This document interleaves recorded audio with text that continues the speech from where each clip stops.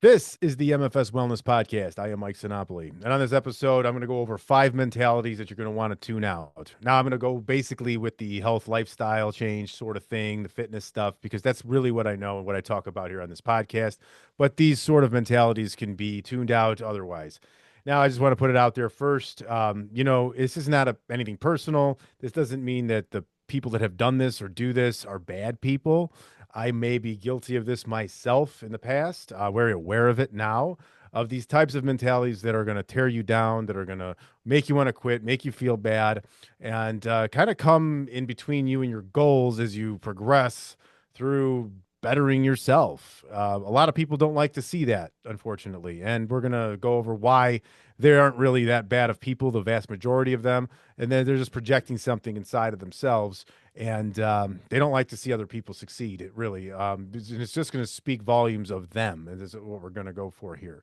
Again, you don't need to tear these people out of your life. They may have all good aspects, but they have this little trait that doesn't really go well with what you're doing. So just take it for what it's worth. If you notice them, the purpose of this is so you can notice this type of talk and these sort of things that might get thrown at you when you change in anything. You could even just be like, even if you're changing your job, you could be maybe pursuing a new career path.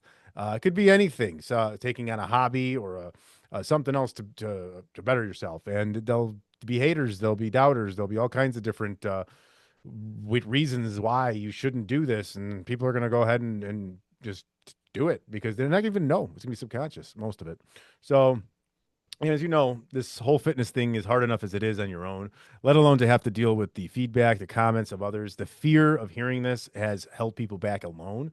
So hopefully this episode can a little bit alleviate that fear so that maybe that you can see, all right, well, if somebody says something negative to me, I don't have to take it so hard. It's not really about me. It's about them and what they're not doing and really shows that, hey, I'm doing something right here because if this person's getting jealous, envious, or whatever, or hateful even towards me, this means I'm on my right path. It does not mean I need to change what I'm doing, provided, you're doing good for yourself. You're not hurting anybody, whatever. We know those kinds of things. So I have come up with about 5 mentalities that I know I've dealt with, I've seen on different levels.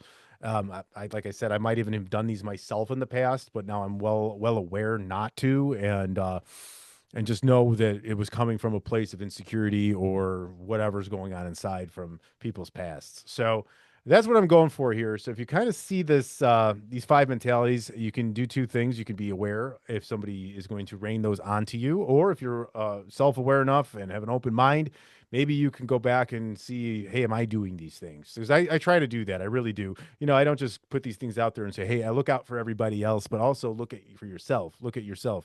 Are you doing these to anybody? Are you the doubter? Are you the victim? Are you the whatever? Are you shaming somebody? Are you doing something that's thwarting them or trying to thwart them, but really making you look like you're inferior and you're just not seeing it right now? So it takes a lot to open up to think like that. So that's how I try to view things. But we're gonna go ahead right through here. And I have five personalities, 5 mentalities, however you want to put it, that I believe are not very healthy for you. So here's the first one. This is the doubting downer. I'm calling this guy. As you can see up here, I have an image on the screen if you're watching.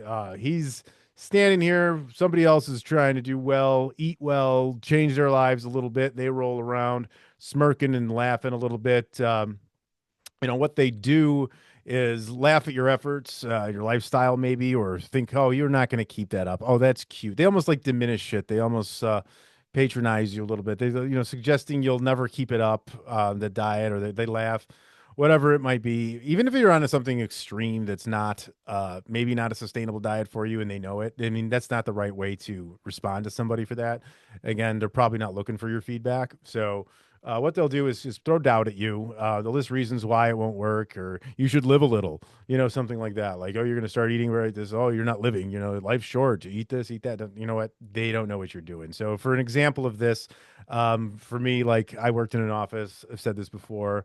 I sort of, switched it up, ate my lunches that were a little bit healthier, cleaner, brought my own lunches in while everybody else would go out and get it. They eat their traditional conditioned burger, fries, and a drink, sandwich, chips, and a drink, the same repetitive crap over and over again that's been so normalized that if you don't do it to some people, you look like you're a fucking alien to them.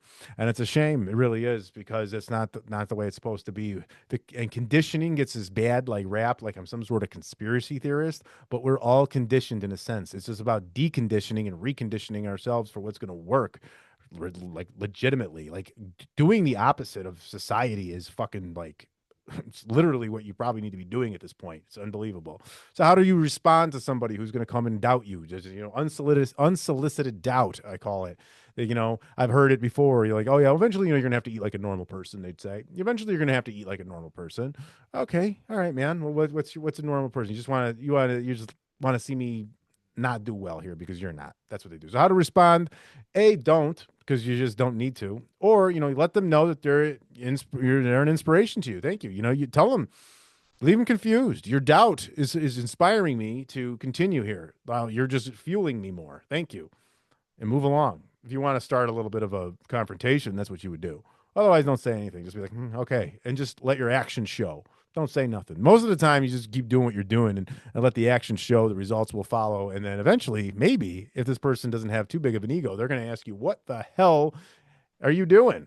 And they're going to want help. And so let them doubt you until they can't. That's what you want to do. So that's how you silence the doubting downer. I'm calling this guy. All right. I got my little characters going here today, and I'm excited about it. So let's do that. All right. Next up is the mainstream maniac. Okay.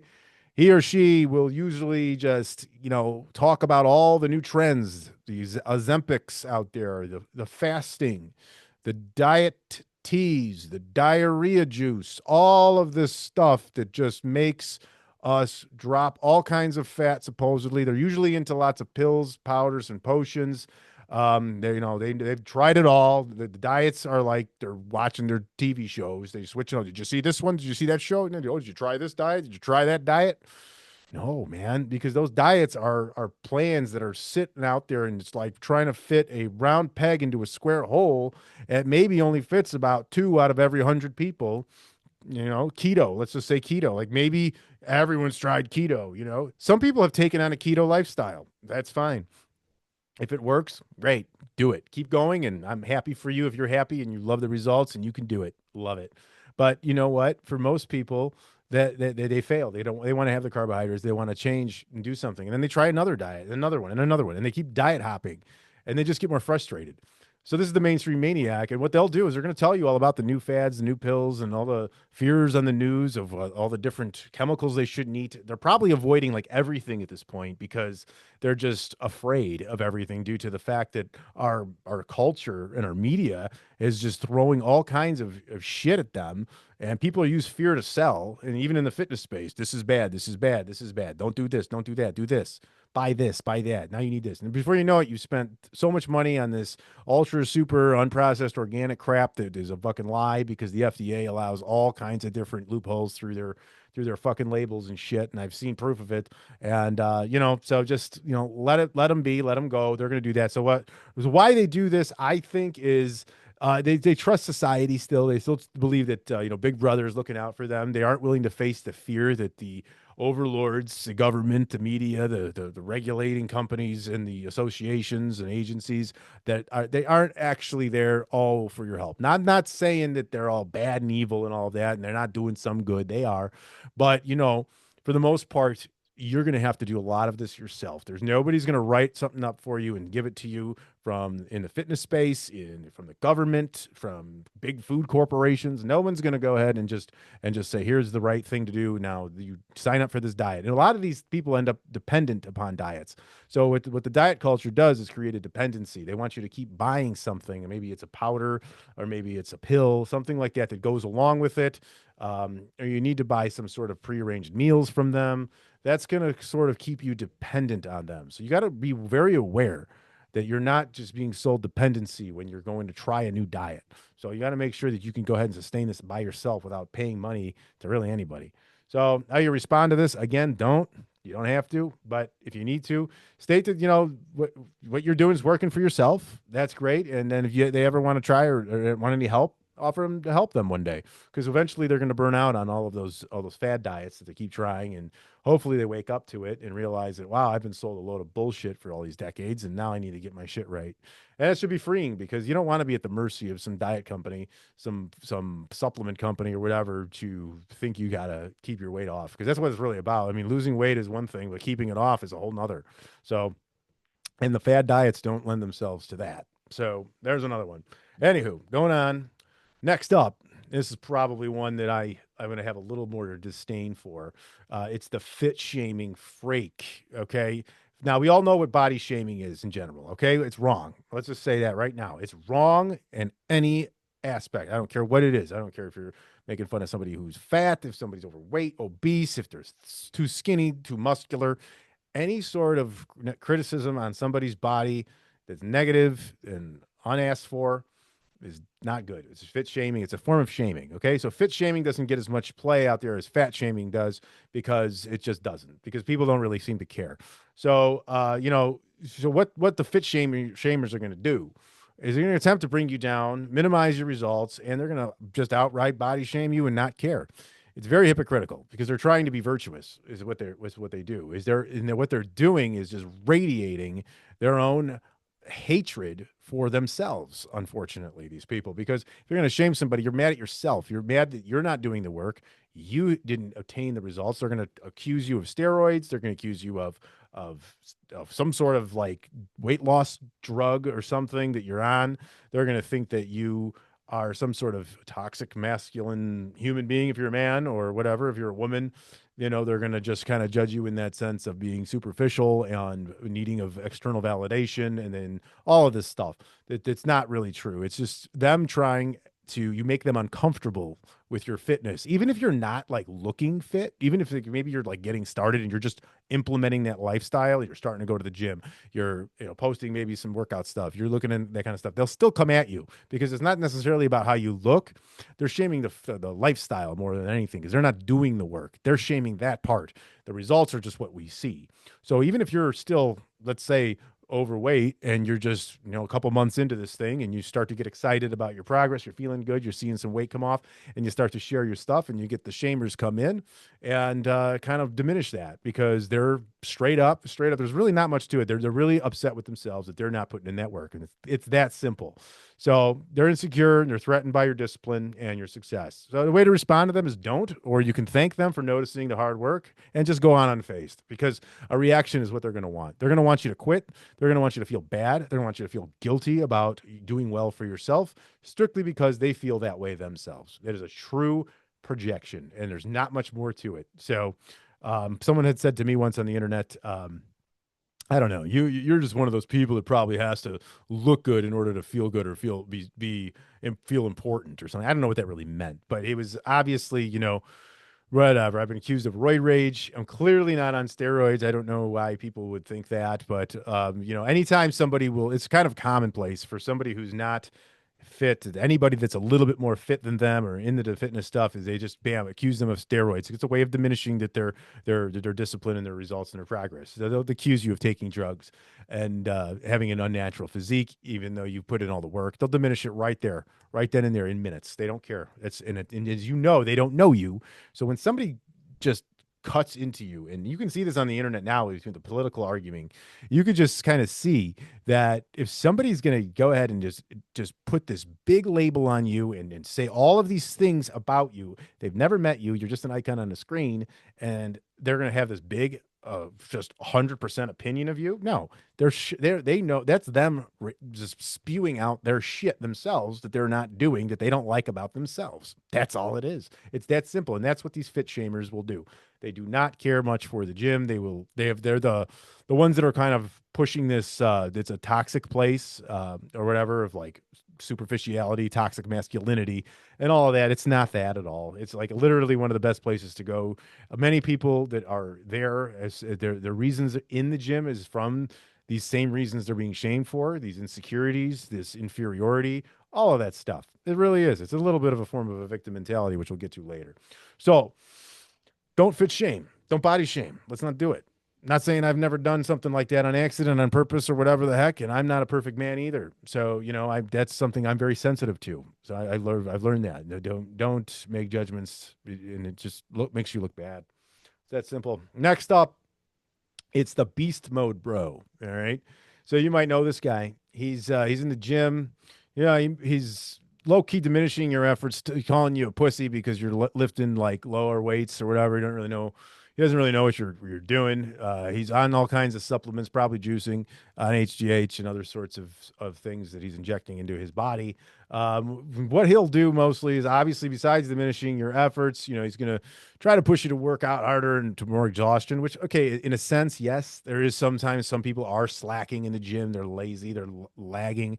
Usually, we don't want any unsolicited advice, but if somebody's going to have this type of mindset, maybe somebody does need to be pushed a little bit harder. And there is a lot of truth in doing those extra reps, those extra sets to really tear those muscle fibers down to maximize the gains in the session for productivity. So there is some truth to that, but this person is obviously would be the one that's extreme. They want you to go too heavy, too fast, too soon, and then there'll never be enough. And they're always doing it the right way because they've got the physique and they're in the gym 7.5 days a week and they're just jacked to the nines, veins popping out, all kinds of unnatural shit going on typically.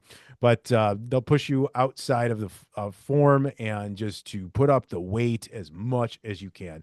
Why do they do it? Probably because they haven't learned any sort of methodical process doing this. They're cheating, cutting corners. They don't understand the other aspect of this. They're kind of a one track thing. Let's just get as big as we can, as fast as we can, as strong as we can. Fast. Let's go, bro. Go. Beast mode. They yell, they scream, they yell. They're just no days off, no sleep, all this toxic, weird shit. And they do it. I mean, they haven't learned the process of sustainability and any goals outside of the physique or strength. Maybe you're just there to work on your mobility, just feel better. You're recovering from an injury, and now this person's hollering at you to do more, but you're actually hurt, and you don't really want to do that because it's going to cause some shit. So, anyways, how to respond to them? Again, don't like most of these. Any of these, just don't respond, or just it's kind of rude, but just don't respond. Okay, whatever. Or you say, "Awesome, bro." They're likely focused on themselves regardless. So there's really not much to say. You could just shake their head, let them think they're better than you, let them think that you're slacking, and you're not. If it's working for you, just keep it going. Just keep it going, please.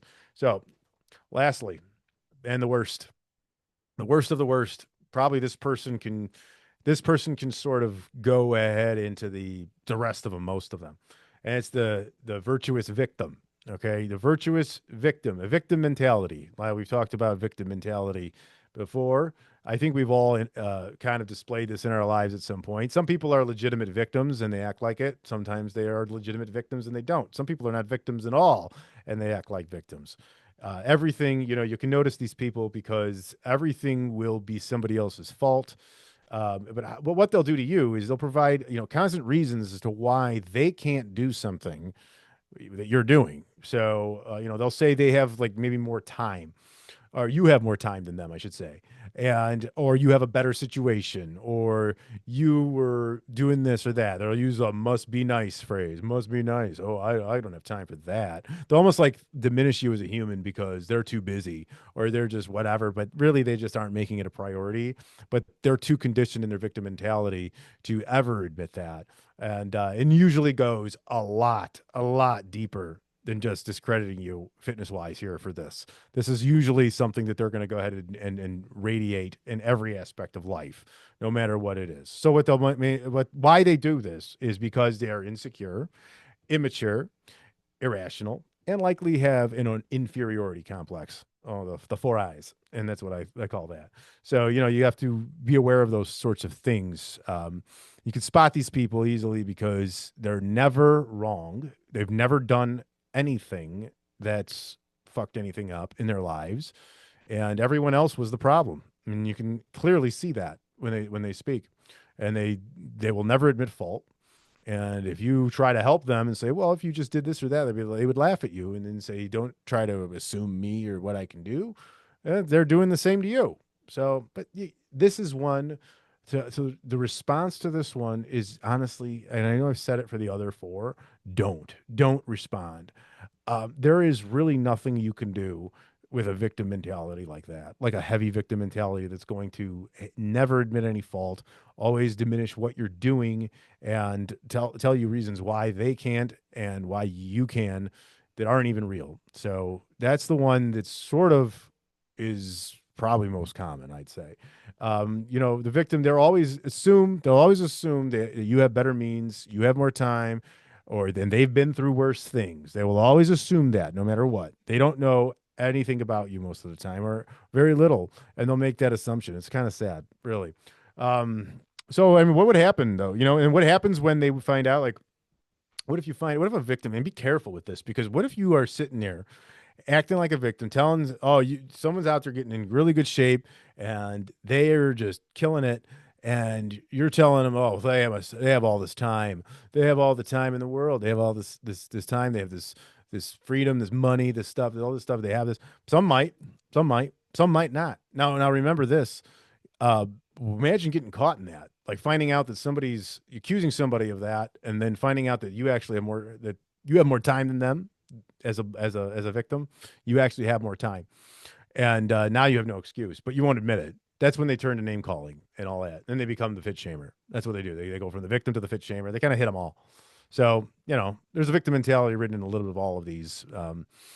And there's definitely deep rooted issues in all of this. It's not to hate or shame. This is just something that I see that I have to keep myself honest with to make sure I'm not shaming anybody, to make sure I'm not administering a victim mentality and radiating that kind of crap throughout this whole thing that's supposed to be a positive experience. So that's those are the five mentalities. All right. I mean, like just to kind of go ahead and review them. And just to look out for these when you start up, these are some of the personalities that you might kind of encounter while you go. Don't let them get to you. That is the number one thing. Do not let them get to you when they speak, and it hurts, and you feel the offensiveness come in. Just remember, they are projecting what they are not doing. That is what it is. That is, they are exposing themselves in that moment. They are not defining you. So you got the doubter. Okay. They're doubting you. That doesn't mean anything. They're just either not invested in themselves or they just want to see you fail because it'll make them feel better. The mainstream maniac, they're just uneducated. They're showing themselves that they have not taken enough initiative to go out from doing what they're told versus finding themselves and what works for themselves. And for them to look at you doing weird things and different things than what the norm is doing is a good thing. And remember that if they don't understand you and they're up all these mainstreams, these Ozempics and these pills and these fad diets and whatever workouts that are being like out there pushed that are just not effective. If they're in on that stuff, good. You let them. You're not, so you're on the right side of this thing. All right. The other one was the fit shaming freak. That's just kind of common courtesy. Don't make fun of people. Don't rip people down. Don't tear people down because you're going to expose yourself as being insecure and inferior. This is what's going to happen. Bottom line, this is like literally first grade shit. But if you look on the internet, people have not grown from that.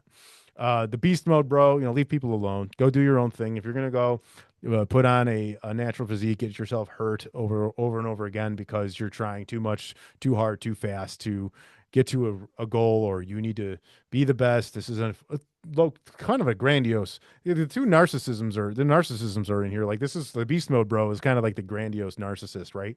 So he's the one that's going to be flexing up in the gym, telling people all that they're condescending to other people, whatever that might be. And again, I want to let you know there's not a lot of people like this in the gyms. So don't think that this is the common thing. There's a few here and there. Unlike like everywhere else in the world, there's going to be a jag off. You're going to run into an asshole. It's just going to happen. It happens everywhere. So this is the grandiose narcissist sort of, and then the victim, the virtuous victim is kind of like the covert narcissist. Is the oh poor me, I don't have this. Feel bad for me and feel bad for you because you're doing this and I can't, so you should feel guilty about it. They're going to guilt you. And then they just want you to feel their insecurities, feel their inferiority. Just they want you to feel that because it sucks for them to watch you be successful. It sucks. They hate it. They hate every minute of it. They really do.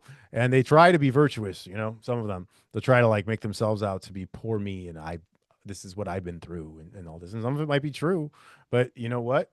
You have the choice to take on the mentality or not. So that being said, I have my contact info right here. I am doing training virtually right now. Going to try to come up with something to be training in person here soon. And I'm doing the nutrition coaching deal still. Always will. Got some new people started up for the new year, and it's been going pretty well. So if you would like to inquire about any of that, my email address is posted here. It's Mike at mfswellness.com. You know, you can find me on social media at MFS Wellness, and that's going to be Instagram and Facebook primarily. The website is www.mfswellness.com. So, you know, you can shoot me over a message through there if you want to have a phone call or a conversation and figure some things out with your diet and your training routine and all that good stuff. And, you know, that's another thing too. You know, we can talk about where you've been, and that's really what's important. I think I've realized that having a conversation with people doing this is not just about, okay, how tall are you, how much do you weigh, are you a man or a woman, and what's your goal? Okay, those are great questions and they need to be asked, but that's only scratching the surface. I have to tread lightly to stay within my realm and my scope of practice due to the fact that I am not a therapist. I am not licensed to treat any sort of behavioral or eating disorder because, but those usually stem from a lot of these issues that are talked about here with these people who will come at you and shame you a little bit while you're trying to do some good for yourself. People don't like that. We live in a very envious society. It's gotten so envious. It's unbelievable. Like people are just incredibly jealous, and it sucks to see. And you can see it. I could see it in the comment sections, and when I decide to hate myself and I go in there, you know, a lot of people too with work now. You know, everything's so jacked up with money and the cost of living versus the wages that are coming in. It's very off. If people are complaining about that, you're right. It is. I've never seen it this bad. It's pretty bad. It's not good. And again, they have the right to complain about that. I don't think it's a victim mentality. I do think that if you hold yourself back from doing better, it is. But I think that there is definitely a lot of hurdles put in front of us in a lot of aspects of this. So, but you know, you'll see people out there, their victim mentality they'll show is like, oh, you know, someone put a post up like, oh, we're working 40 hours and we can't barely get by. And then you'll see somebody else will come on and say, oh, 40 hours. Oh, I work 60 hours a week. Oh, I remember my first part-time job. Someone will come in, I worked 95 hours last week. Oh, they're just going back and forth with each other with how much they're working, which sucks that they have to do that. Really does. But, you know, the real secret to wealth is working as little as possible by making as much as possible. But society wants you to think and go through the hard work part and brag about how many hours you're working. It's really not that fucking much of a flex, guys. It's not like, you know, who wants to work 95 hours a week and then brag about it on the internet? You're just looking, that's kind of the victim mentality we're talking here. Like, mm, figure your life out, man. I mean, sorry. So, you know, that's just kind of what's some things I see out there. But I also understand that it is pretty bad out there as far as what things are costing. Our taxation is entirely too high. There's all kinds of fees and rates and everything that's just, it's sad. It really is. So that being said, you know, segue into, if you work with me, I have some nice flexibility with payments and things like that to make it work for you.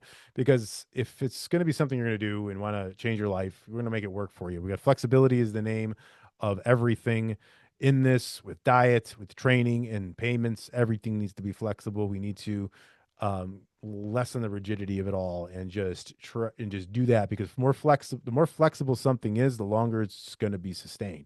The more rigid it is, the less time it's going to be sustained. Tell that to the beast mode bro. He's probably doing something pretty fucking rigid right now and illegal and harmful. So you got the contact info, and I've got a few more podcasts coming up this month. I'm thinking a couple people joining me, and we're going to get into some pretty fun conversations. Per usual, if you have an idea for the show, we want to come on it, present that over, and the episode's yours. I have a platform and a mildly sweet, awesome audience of people who give me feedback, and we got our own little group here, little niche. It's nice. Thank you to all of you, and to anyone who listens to this. I greatly appreciate you more than I can say. The fact you will take your time to listen or watch me means the world to me. So, till we come back with one of those, have a great January, and we will talk to you then.